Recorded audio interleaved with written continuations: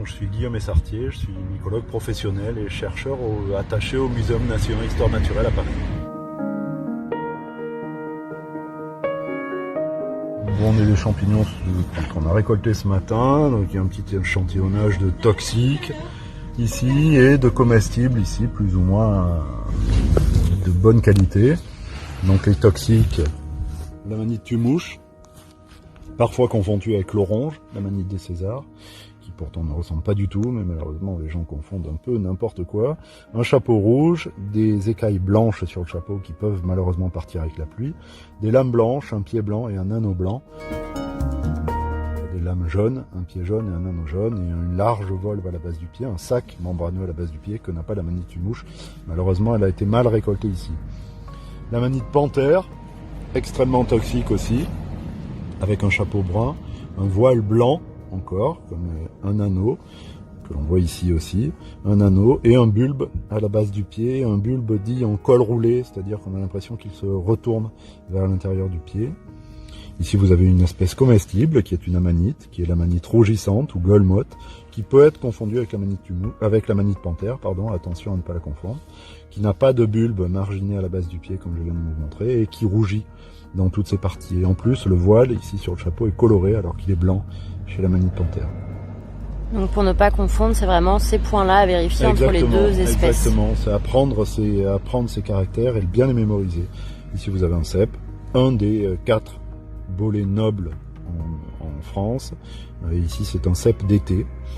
C'est étonnant de le trouver encore en cette saison parce que généralement ils ont disparu. On trouve plutôt en cette saison le cèpe de Bordeaux, mais là il a fait chaud assez tardivement, donc on trouve encore quelques cèpes d'été.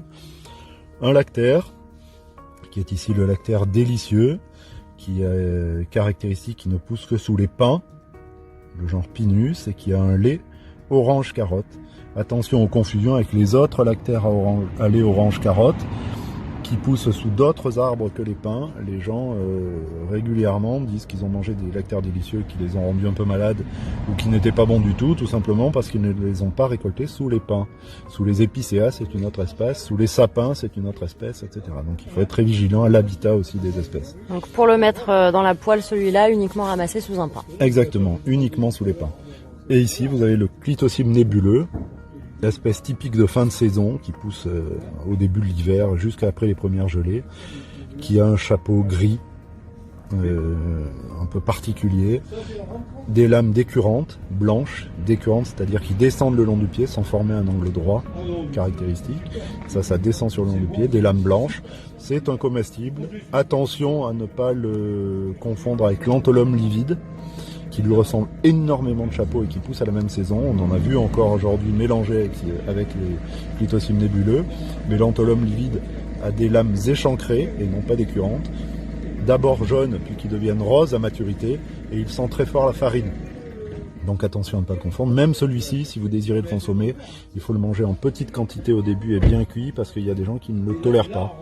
Donc il faut faire très attention aux intoxications possibles avec ce champignon.